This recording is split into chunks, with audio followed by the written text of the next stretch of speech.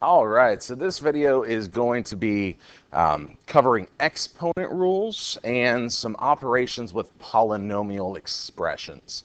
So I just want to kind of start off with the basic exponent rules that we talk about in Algebra 1 and give you some examples. Okay, so the product rule says when we have two things multiplying together with the same base, we can actually turn this into that base to the sum of the powers. Okay, so in this case, we have x squared times x cubed. That becomes x to the fifth power. We're going to add those exponents together. The power rule talks about if we're raising something to a power, so I like to think about it as a power being raised to a power. So for example, if I have x squared raised to the third power, we would actually multiply these together because I really have x squared times x squared times x squared, which will give us x to the sixth power. The quotient rule deals with division. So let's say we had x to the third power divided by x squared. Okay, here we would keep that same base of x, but we would actually subtract our exponents to get a 1, which is just x. Now, I think the weird one, the one that people have the most trouble with, is negative exponents. So if I have x to the negative 2 power, that's really the same as 1 over x squared. So if you have a negative exponent, you're going to essentially create a fraction and you're going to move that base to the denominator and change the exponent from negative to positive. And then finally, if you have something raised to the 0 power, it is really just equal to 1. Okay, so we're going to look at some examples that kind of incorporate a mixture of these rules. Okay, so here we have two things being multiplied together. Now, I'm going to start by just multiplying my numbers together to get a negative 35. And then I can multiply my x squared and my x to the sixth power together to get x to the eighth. Okay, and that would be all I can do to simplify this expression. Okay, another one here. Anytime you have a big parentheses being raised to some power, always simplify what's inside first. So if I'm on parentheses here, I can do some division. 14 divided by 7 is 2. If I divide the w's here, I can subtract their exponents to get w to the ninth power. And then it's being raised to the negative 1. So an important thing that you have to remember is 2 is technically being raised to the first power here. So the 2 and the w have their own exponents. We are going to multiply that exponent of negative 1 inside to each of these exponents so that we really get 2 to the negative 1 power times w to the negative ninth power. Since I have negative exponents, I'm going to turn this into 1 over 2 to the positive first power, okay, so just 2, and w to the positive ninth power. Okay, another division here. We have multiple variables. We have some reducing that we can do with this 15 and 24. Okay, they're both divisible by 3. So I'm going to reduce that to 5 over 8. And then looking at my x's, okay, I have x to the 10th over x to the 12th. So the way I like to think about it is I have 10 x's being multiplied together on the top, 12 x's being multiplied together on the bottom. If I canceled out the pairs, I should have 2 x's left in my denominator. So I should end up with an x squared. The other way you can think about it is if I subtract these exponents, I'm going to get x to the negative 2 power.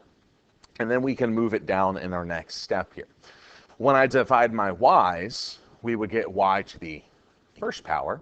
So now the last thing I need to do is just take care of that negative x to the negative 2 power here. So we would really have 5y over 8x squared. So the other thing I wanted to talk about was some polynomial operations. Okay, what does it look like when we add, subtract, multiply, divide polynomials? So let's start off easy. Let's just start off with some subtraction. Technically here, if we're looking at this, I have a trinomial minus a polynomial, but it really just boils down to combining like terms.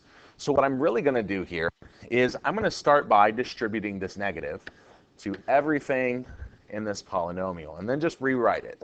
So I really have y plus 4y squared minus 3, and then I'm going to distribute that negative, so negative 1 minus 2y squared plus 5y plus y cubed.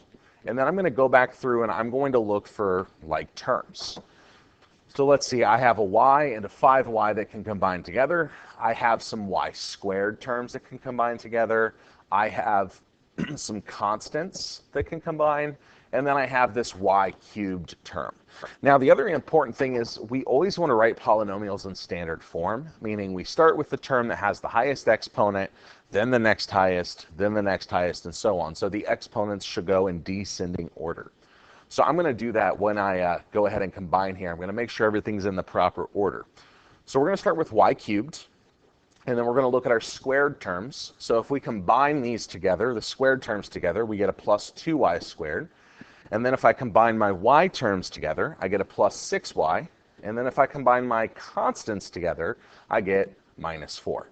So this would be my simplified polynomial expression. Okay, we can also multiply polynomials together. Okay, I have a binomial, 2 terms, times a trinomial here. So I need to make sure that everything from the binomial gets multiplied with everything in the trinomial.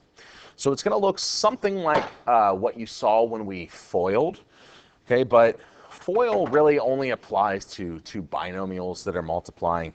I really want you to just think about it as distributing. We're going to distribute this w to all 3 terms over here, and then we're going to distribute the negative 7 to all 3 terms in here as well. So we should have a total of 6 terms after we multiply, and then we can go back through and combine our like terms. So we're going to end up with w cubed plus 2w squared plus w, or 1w. And then we're going to distribute that negative 7 to get a minus 7w squared minus 14w minus 7. And then at this point, I can go through, I can find my like terms and combine them. Remember, we want our final answer to be in standard form. So I have a w squared, or I'm sorry, w cubed, nothing to combine it with. I have some w squareds that can combine to make a 5w minus 5w squared. I have a plus w and a minus 14w that to make minus 13w. And then I only have a single constant. There's no number to combine this with. So it just goes at the end here. And there is our simplified polynomial expression. Okay, we can also do trinomials times trinomials, and these become a lot of work. Okay, you have to be super careful because we're going to take the x squared, multiply to all of these. We're going to take the 6x, multiply to all of these. And then lastly, we're going to take that minus 7 and multiply to all of these as well. So we're going to have a total of 9 terms that we're going to then have to go back through and then combine.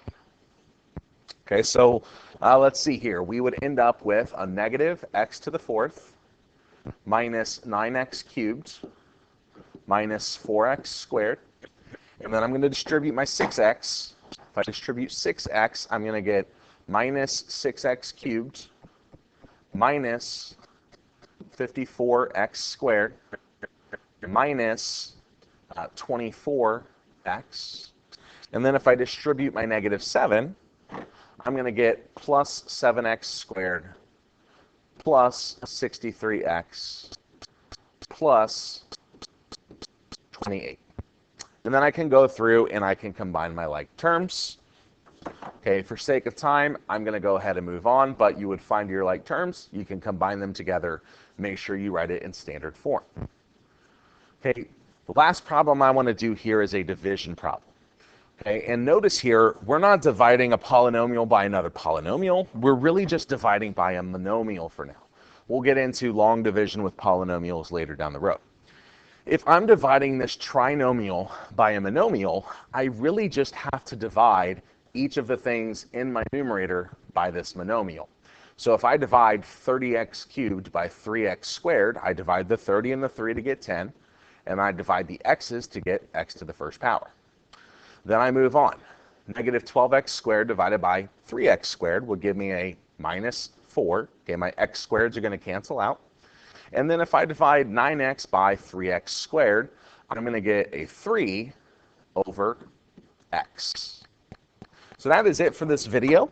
It's kind of a quick crash course into all things polynomial related, okay, exponent rules, polynomial operations that we will go into more detail later on. Have a great day.